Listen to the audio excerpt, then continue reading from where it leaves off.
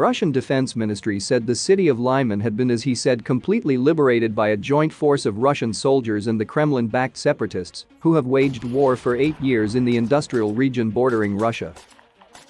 Lyman, which had a population of about 20,000 before Russia invaded Ukraine, serves as a regional railway hub. Ukraine's train system has ferried arms and evacuated citizens during the war, and controlling the small city would give Russian troops another foothold from which to advance on larger Ukrainian-held areas. Russia's recent progress in Donetsk and Luhansk, the two provinces that make up the Donbas, could embolden Putin to keep pursuing his military goals in Ukraine. After failing to occupy Kyiv, the capital, Russia set out to seize the last parts of the region not controlled by the separatists.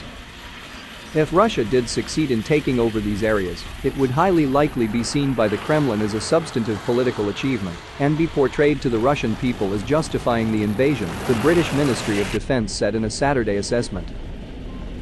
On Tuesday, Russian troops also took over Svitlodarsk, a small municipality that hosts a thermal power station, while intensifying efforts to encircle and capture the larger city of Sevyerodonetsk.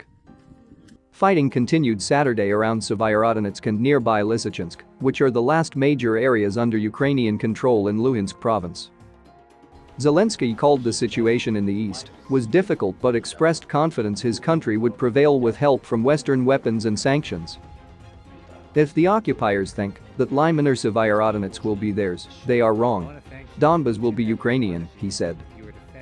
The governor of Luhansk had warned that Ukrainian soldiers might have to retreat from Sevyerodonetsk to avoid being surrounded, but reported Saturday that they had repelled an attack. "We managed to push back the Russians to their previous positions," Governor Serhiy Haidai said. However, they do not abandon their attempts to encircle our troops and disrupt logistics in the Luhansk region.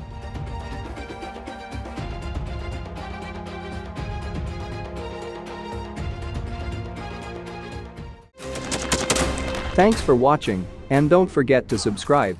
Also, if you want to support Warthog Defense, please become our member and get early access to new videos, exclusive members-only videos, and become administrator in comment section. The membership link is in the description. Rescues every day. We had a guy last week at 6 rescues in 6 days. He's doing the job every day.